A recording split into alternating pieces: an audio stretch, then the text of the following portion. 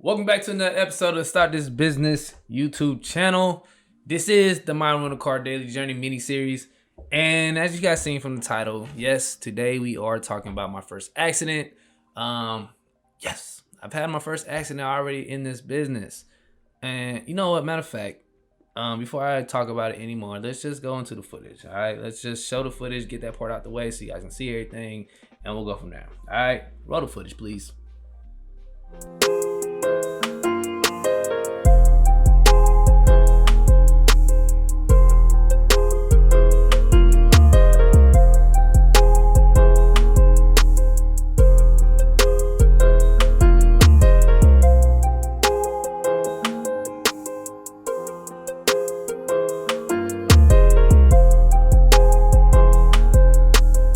Alright, so now we got that part out the way.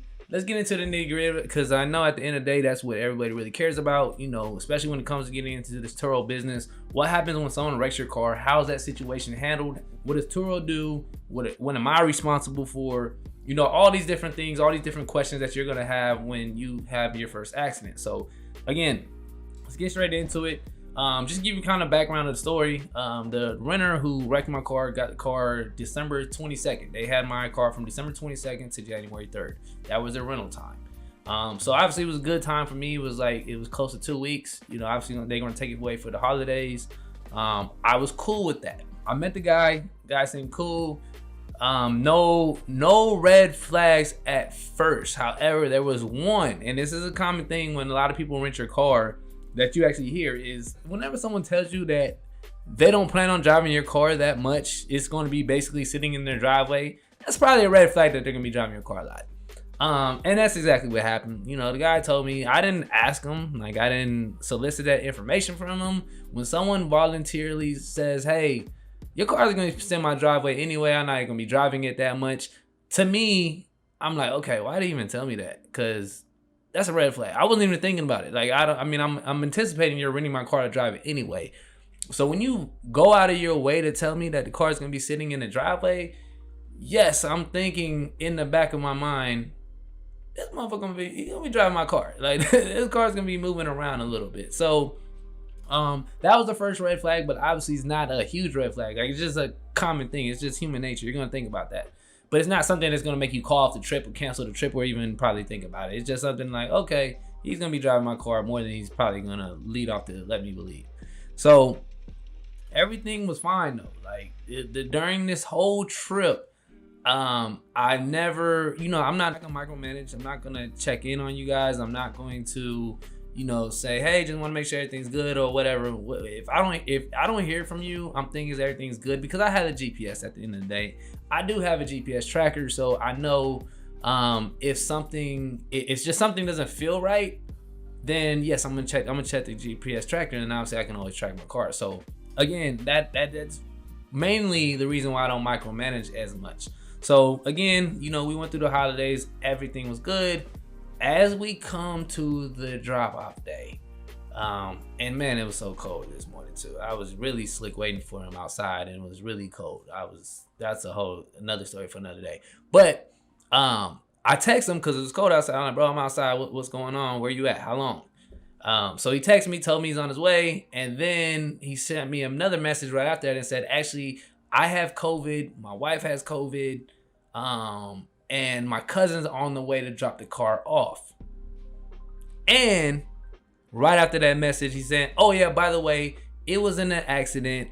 However, it wasn't my fault. I have the pictures from the driver, got all the insurance information. So everything's gonna be good. Things happen. That was his message to me.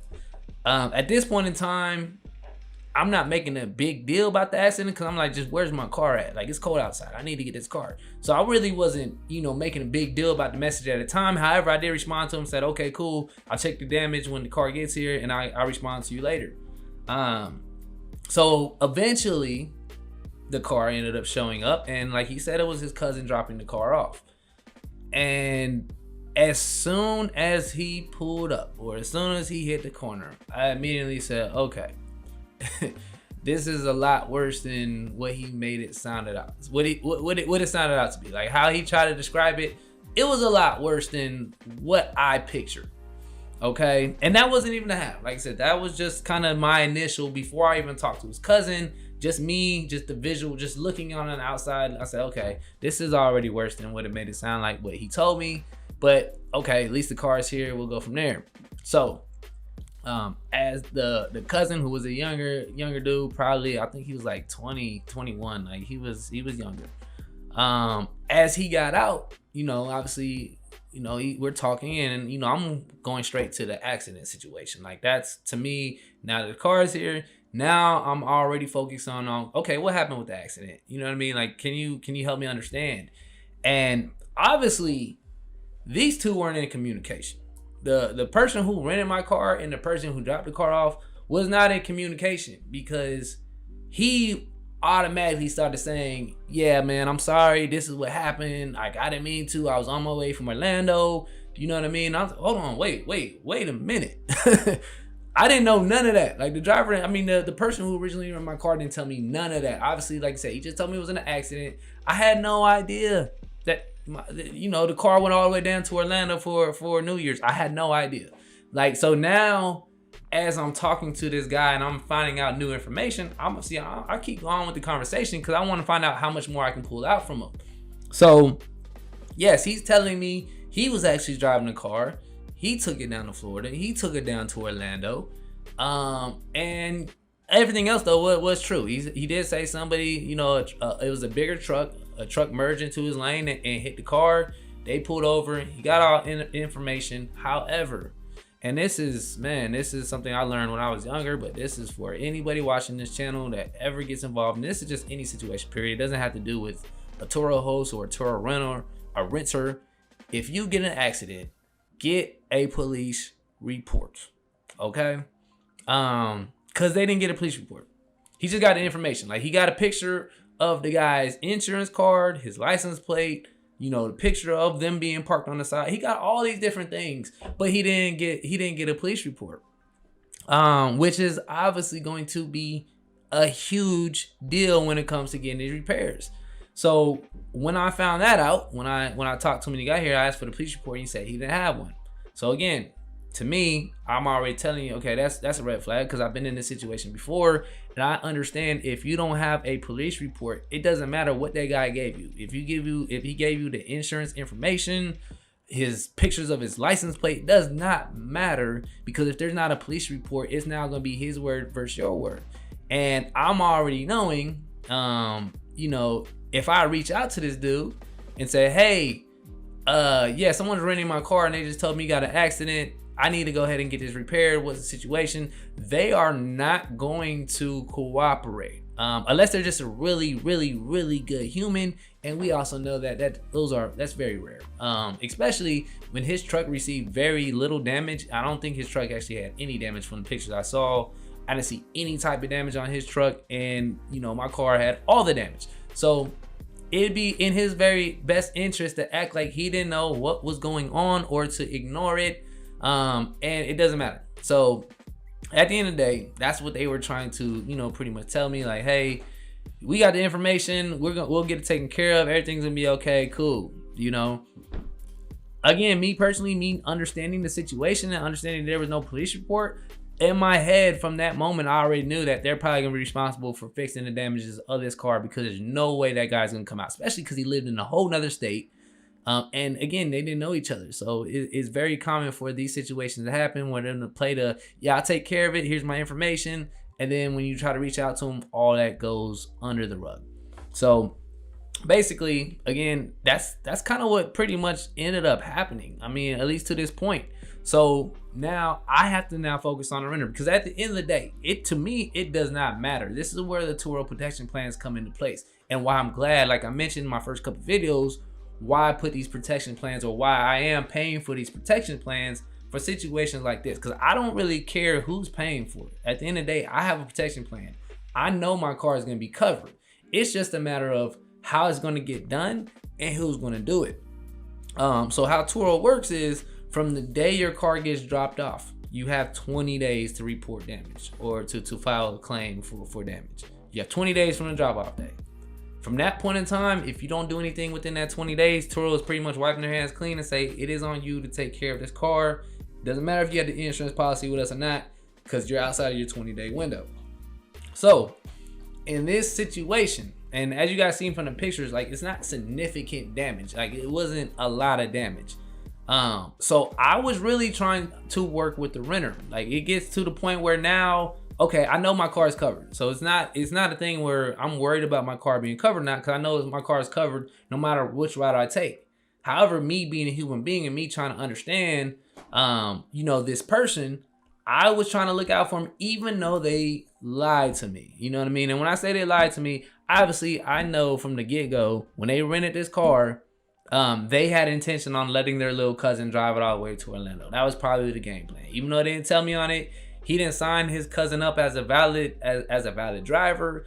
He didn't do any of that. Like, there was no mention of his cousin driving this vehicle whatsoever in this conversation on Turo or in the conversation with me and him directly. There was no mention of that. So even with me knowing that, I am still trying to look out for him, because I know the damage wasn't that much. I know the damage, you know, obviously, again, it was significant, but I know at the end of the day, it wasn't a lot. It wasn't gonna be, you know what I mean, a whole bunch. So I try to work with him. So, you know, I reached out to him. I told him, like, hey, this is the situation. This is what's going on. I'm gonna go get a couple quotes, because again, you know, I think he was more so worried about, okay, we got the guy's information, like, why can't we, you know, go after the driver? And I already told him, like, look, man, this is a situation. You ain't get no police report. That's not gonna happen, nor am I gonna put my energy in chasing this guy down when I know I have a timeline to get this resolved. So from that point, it's like, look, this is what I'm gonna do.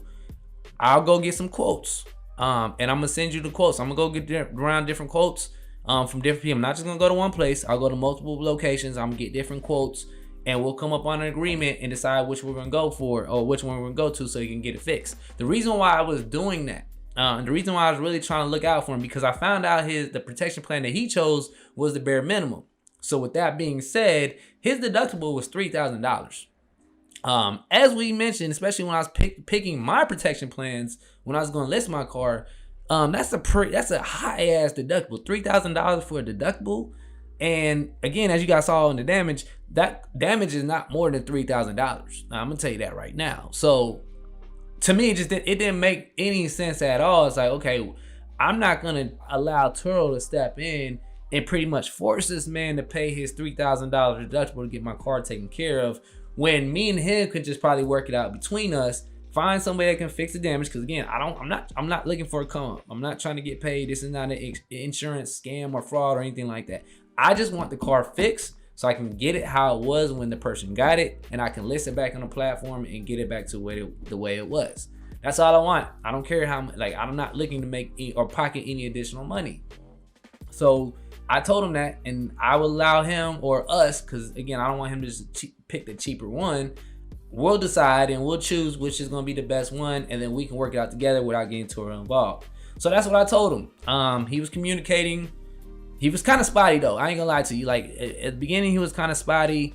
After a while, then I told him, hey, Turo's involved now. Then obviously at that point in time, he started communicating, but then he kind of just went MIA again for whatever reason. Like, that's what was kind of weird to me, was that he just went MIA. And I know, because I put myself in his situation. All right. And, you know, again, to me at this point, I already figured that. I mean, I figured, because he ain't even said it, but I figured before he sent me the message telling me that he didn't have the funds to even cover the repairs for even not the $3,000 deductible, but even I think it came out to be like, I think the quotes were anywhere from $1,800 to like $2,300. Like I said, I got different quotes, but I think it ranged from anywhere from $1,800 to $2,300. And he already told me he couldn't pay those premiums, or he couldn't pay that itself. So at that point, I'm like, yeah, this is now going to be a different situation. But again, because I understood and I knew I had some time, at this point, I think I was maybe like 8 or 9 days into my 20-day limit. So I told him, hey man, this is the play. I have 20 days to make this happen, pretty much. Obviously, outside of those 20 days, Turo's not going to do anything. And me, because I didn't do anything, I'm not gonna be responsible for paying anything on these damages. So I'm basically letting you know, this is how much time that you have to let me know something before I have to make Turo get involved. And obviously now you're gonna be paying a lot more than it would be just to fix the car. I didn't receive any response from him. Even with that message, like, I didn't receive any response from him. I said, okay, cool. So even a couple days later, and I may even show you guys some of this stuff. I may drop some of these things in the channel too, so you guys can see that I'm not bullshitting. Like, I messaged this guy, really trying to look out for him. But even at that point, even when I sent that message, I sent like probably like half a week later, I sent another message and say, hey, what's up, man? Just checking in on you. Just want to know what's going on.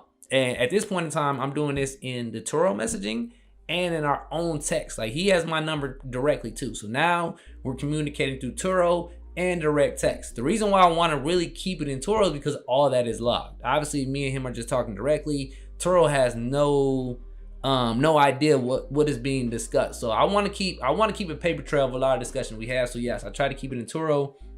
However, because I was so serious about just trying to get working out with him, I was still messaging him directly, like, hey man, like, have you seen your Turo messages? Like, what's going on? Let me know what's up so we can make this thing work. And he never communicated back to me. So at the end of the day, I had to start getting out of my, personal, and like me trying to look out and like, this is a business. Like, I'm not gonna pay nothing. So I had to move forward with Turo.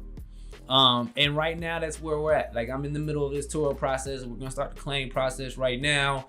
And that's gonna be the part 2. Like, I'm gonna show you guys how it ends up working out and let you guys know if I had to come out of my pocket for anything. But yeah, it's unfortunate. And this is just a good example though for anybody that's renting, not even people that are hosts, but people that are renting cars. Like, it'll be a situation where yes, you're gonna choose the bare minimum insurance, which is a $3,000 deductible. And you'll choose it because it is the cheapest. And it'll be that time you choose it where something happens. Just like this guy right here. Like, again, I'm sure in his mind, it doesn't matter. Even if his full intention was, I'm gonna get this car, I'm gonna let my little cousin drive it all the way to Orlando, bring it back. Even in his mind, nothing was probably gonna happen. And that's a good, safe assumption. I'm not, you know what I mean? Like, that's exactly, like, I've done it before too, but this is a good situation to know why this was bad. Because you didn't even have enough money to cover the repairs, even if you didn't have to go through your deductible. And that's when it becomes a problem. And that's when I would say, look, if you don't have money to repair a car, even if the damages are less than your deductible. So for example, if you're gonna go on Turo, you're gonna pick the cheapest plan and your deductible is $3,000. If you don't have less than $3,000 to fix any repair that may happen, that may not be the best plan for you, because it really sucks knowing that this guy's deductible is $3,000 and the damages are not even probably gonna be, just gonna be a little bit over half that. And he's gonna have to pay $3,000 because he couldn't pay the repairs. So to me, that's just a kind of a huge takeaway from this. And it even helps me moving forward. Like, even if I ever rent a car for somebody, I'm obviously like, I'm gonna think about this situation, because I know he probably thought nothing was gonna happen. He can get away with paying the bare minimum and he'll be okay. And obviously that did not happen, and now we're in a situation where basically I don't know how Turo's gonna handle it. Like, again, this is gonna be the part 2 of it, because I'm just letting you guys know the backdrop and the story, and now we got to see how it gets handled, how much time, all that good stuff. The good thing is, because the car can still be ran, me being the person I am, I still listed it. I ain't gonna lie to you. I guess the only time I will have the car inactive is when I actually take it to get repaired. But as of right now, I'm listing the car still. And, I'm just gonna let every person that knows that rents the car, like, hey, this is what's going on. It is in the middle of getting, it's in a current Turo claim process right now. Showing them damages, the car works fine, but if you're grabbing a car for looks, then this is not gonna be it. Good thing is it's a Nissan Versa, and I'm sorry, Nissan Versa drivers, but nobody's renting my car based on the way it's look. Like, they're just basically renting a car just for needs. You know what I'm saying? So far, like, I haven't had anybody say, you know what, I'm good. You know what I mean? Like, I'm okay. Like, I've had a couple renters so far since the accident, and people have rented a car. They just say, hey, as long as the car is moving and it doesn't affect the driving, I'm still good with it. And that's the situation. So So yeah, I just want to give you guys a breakdown on exactly what is going on. Yes, I had my first accident. It's not as stressful as you guys think. It is kind of because I'm trying to work with the renter. But however, like, you could just go straight to Turo. Like, you know what I mean? If you have any damages whatsoever, you can go straight to Turo and just let Turo handle it from the jump. Again, I'm just trying to work with my renters a little bit because I understand. But however, at the same time, like, look, if you're not gonna work with me as I'm trying to work with, when I don't have to, but I'm trying to work with you and you don't, then yeah, you know, it gets frustrating a little bit, but it is what it is, and that's why I pay for the Turo protection plan. So if you don't know what I'm talking about, go back to my first couple of videos. You'll see where I explained the protection plans and why this quickly it has already came very, very helpful to me. And again, I don't even know if, like, you know, I don't know if this was supposed to happen this soon. Like, I'm really interested in anybody that's watching this channel right now that might be in this business. You know, like, how soon was your first wreck? Please comment and let me know how soon was your first wreck. Because again, I'm like 2 months in and I already got my first wreck. But again, I'm just glad the protection plans are there and everything's covered and I'm not responsible. So stay tuned. We're gonna do a part 2. Again, obviously I got to get everything fixed, walk you guys through that process. Now that Turo is involved, I'm gonna walk you through that process and just let you know, is it worth it? And see how it goes from there. And again, you know, I don't know what I'm gonna be responsible for, if I have to pay anything, if there's a deductible on my end as well. I don't know. So I'm gonna let you guys know. Stay tuned. But once again, please like, subscribe, and share if you found value, or if you know someone else that can find value from this channel. You know what I mean? Please, let's do it. All right. See you next time. Peace.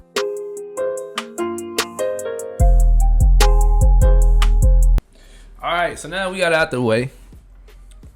Got that out the way. You know, where the car is gonna be inactive. So that is kind of the hassle, and I'm gonna explain the process to you guys. First and foremost, the